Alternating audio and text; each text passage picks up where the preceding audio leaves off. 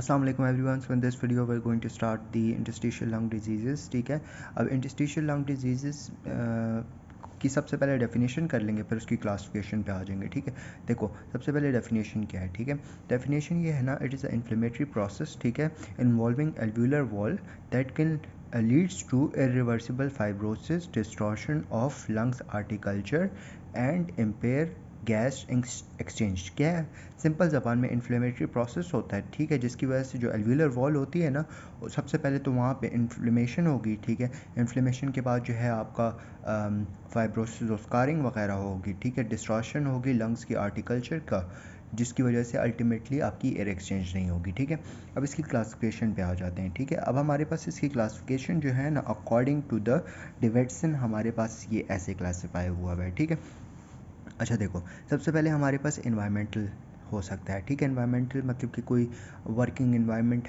ऐसा है जिसकी वजह से आपके लंग्स में फाइब्रोसिस हो रही है। ठीक है, जैसे कि अब हम एग्जांपल्स लेते हैं, जैसे कि आपके कोल वर्कर न्यूमोकोनियोसिस में बेसिकली आपका कोल वर्कर जो लंग्स होते हैं। ठीक है, इसके अलावा सिलिकोसिस हो गया, एस्बेस्टोसिस हो गया, इसके अलावा बाइसिनोसिस हो गया, बेगासोसिस हो गया एंड बर्लियोसिस वगैरह। ठीक है, फिर इसके बाद interstitial lungs disease with granuloma. ठीक है, विद ग्रेनुलोमा की कौन सी डिजीज़ हैं। ठीक है, अब जो ग्रेनुलोमा के साथ जो होती है ना, उस वो है sarcoidosis, histiocytosis X, Wegener granulomatosis and Churg Strauss syndrome. ठीक है, अच्छा इसके लिए मैंने निमोनिक भी बनाया, वो फिर वो भी कर लेंगे। ठीक है, फिर एल्व्यूलर फिलिंग डिजीज़ में हमारे पास Goodpasture syndrome, idiopathic pulmonary haemosiderosis and alveolar proteinosis आ जाता है। ठीक है, फिर हाइपरसेंसिटिविटी लंग डिजीज़ में हाइपरसेंसिटिविटी निमोनाइटिस और यूसिनोफिलिक निमोनाइटिस आ जाता है। ठीक है, देखो मैंने एक निमोनिक बनाया हुआ है which is Seydou health care worker गए हेट्रो। ठीक है, देखो सबसे पहले सेदू है, तो सेदू से एस से हमारे पास सार्काडोसिस आ जाएगा, हेल्थ केयर वर्कर से हिस्टोसाइटोसिस एक्स, सी से हमारे पास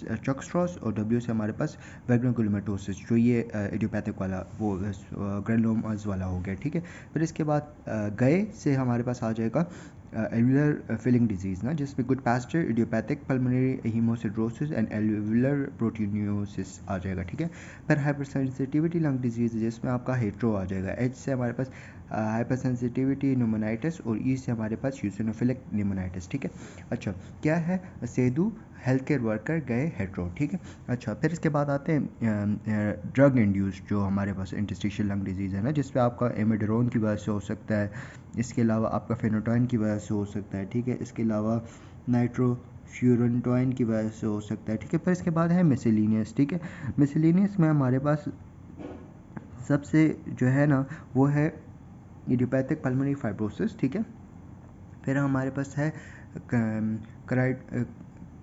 क्राइटोजेनिक ऑर्गेनाइजिंग नमूनिया। ठीक है, फिर इसके बाद हमारे पास जो है वो interstitial lung disease associated with connective tissue disease, जैसे कि आपका स्क्लेरोडर्मा हो गया, इसके अलावा रूमेटॉइड आर्थराइटिस एसएलई वगैरह हो गया, और रेडिएशन निमोनाइटिस वगैरह भी इसमें आ जाता है। ठीक है, तो मिसलिनियस में क्या है, इडियोपैथिक पल्मोनरी फाइब्रोसिस आ जाता है, क्राइटोजेनिक ऑर्गेनाइजिंग नमूनिया आ जाता है, इसके अलावा कनेक्टिव टिश्यू डिजीज़ वाला आ जाता है, और रेडिएशन इंड्यूस निमोनाइटिस आ जाता है। ठीक है,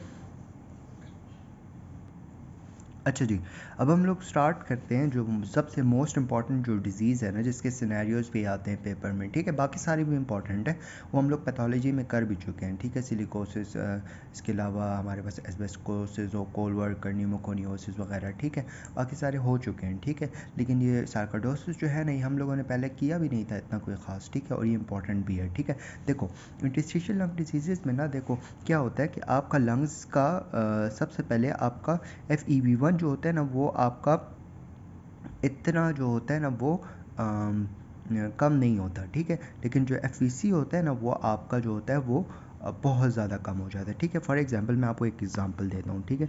देखो सबसे पहले आपका लंग्स इतना था, ठीक है, जिससे एक्सचेंज होती थी गैसेस की, ठीक है। अब इतना हिस्सा जो है ना वो ख़राब हो चुका है, ठीक है। क्या होगा, पहले सेकंड में आप बंदे को कहोगे एयर एक्सपायर करो, वो नॉर्मली एक्सपायर कर लेगा, ठीक है। फिर उसके बाद जब उसको कहोगे जितनी ज़ोर से कर सकते हो वो भी कर लो, ठीक है। जब वो ज़ोर से करेगा तो अल्टीमेटली ये वैल्यू आपकी जो है वो कम आ जाएगी, अल्टीमेटली आपका रेशो जो है वो ये इंक्रीज़ आ जाएगा, और या तो नॉर्मल भी आ सकता है, सही है। तो रेशो आपका नॉर्मल टू इंक्रीज़ आता है। नॉर्मल टू इंक्रीज़ क्यों आता है? क्योंकि कुछ केसेस ऐसे होते हैं जिसमें हमारे पास ये भी रिड्यूस्ड होता है और ये भी रिड्यूस्ड होता है। जो दोनों रिड्यूस होते हैं ना, तो आपका रेशो में इतना डिफरेंस नहीं आता, तो नॉर्मल के करीब करीब ही आ जाता है, ठीक है। अच्छा, अब हम आते हैं सार्कोइडोसिस, ठीक है। अब जो सार्कोइडोसिस का जो सिनेरियो आता है ना पेपर में, ठीक है, तो उसमें यही होता है कि पेशेंट आता है, ठीक है, उसको बॉडी पे जो होते हैं, स्किन पे बेसिकली ना पेनफुल रैशेस बने होते हैं, ठीक है। इसके साथ साथ वो कफ भी होता है, उसका डिस्निया भी होता है, ब्रेथलेसनेस वगैरह भी होती है, ठीक है। क्या होता है इसका जो प्रॉपर सिनेरियो है, ठीक है, क्या होता है, मतलब पेपर में तो आपको यही देंगे कि पेनफुल रैशेस हैं, डिस्निया है, ब्रेथलेसनेस है और कफ है पेशेंट को, ठीक है। और ये सार्कोइडोसिस जो होता है मल्टी सिस्टम डिसऑर्डर होता है, ठीक है। कि मतलब ज़रूरी नहीं है कि आपका एक ही सिस्टम इन्वॉल्व होगा, इसकी वजह से different part of the body involve हो सकते हैं, जो अभी हम लोग डिस्कस कर लेंगे, ठीक है। अच्छा, अब ये जो सार्कोइडोसिस होता है ना, इसमें नॉन कैजुएटिंग ग्रैनुलोमास होते हैं, ठीक है, और इसकी टियोलॉजी जो है वो अननोन है, ठीक है। अच्छा, नॉन कैजुएटिंग का क्या मतलब है कि आपका जो नॉर्मली हम तो कहते हैं कि सेंट्रल कैशस नेक्रोसिस होती है, फिर एपिथेलाइट सेल्स और लैंगरहैंस सेल्स होते हैं, फिर उसके बाद हमारे पास जो होते हैं वो लिम्फोसाइट्स होते हैं, फिर फिब्रोब्लास्ट वगैरह होते हैं, ठीक है। तो इसमें हमारे पास सेंट्रल कैशस नेक्रोसिस नहीं होती, बाकी सारा ग्रैनुलोमा बना होता है इसमें, ठीक है। अब इसकी क्लिनिकल फीचर्स की बात करते हैं ना, ठीक है। तो ये मैक्सिमली ना ये आपके कौन से पार्ट्स को इन्वॉल्व करता है, ठीक है। लंग्स को इन्वॉल्व करता है, ठीक है, लेकिन हमारे पास लंग्स के बाद आइज़ सबसे ज़्यादा, फिर स्किन, फिर इसके बाद हमारे पास GIT, हार्ट, ब्रेन इनको इन्वॉल्व करता है। तो लंग्स, फिर आइज़ और फिर स्किन, ठीक है।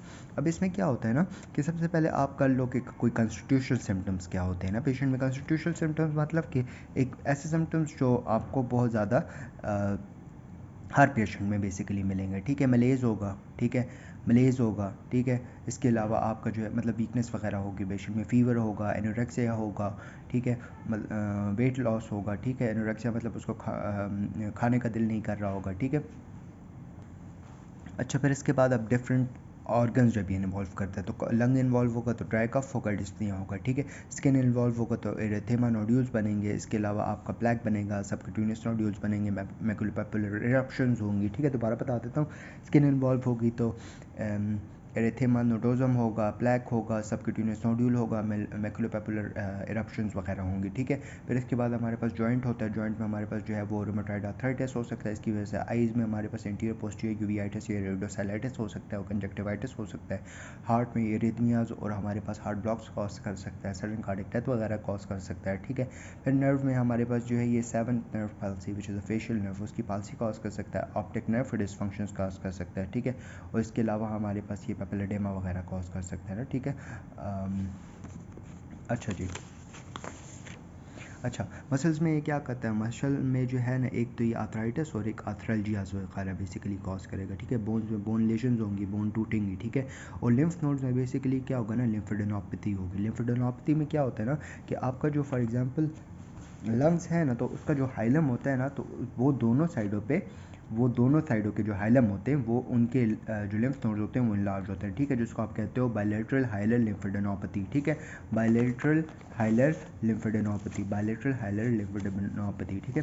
फिर इसकी इन्वेस्टिगेशन की अगर हम बात करें ना, अच्छा, बायलैटरल हाइलर लिम्फेडेनोपैथीज़ होती हैं, ठीक है। अब इसकी इन्वेस्टिगेशंस हम लोग क्या करते हैं, ठीक है। इन्वेस्टिगेशंस जो है ना, सबसे पहले हम लोग ब्लड काउंट करेंगे, ठीक है, जिसमें आपको जो है ना लिम्फोसाइटोपिनिया नज़र आएगा, मतलब कि वाइट सेल्स का काउंट जो होगा वो रिड्यूस नज़र आएगा, ठीक है।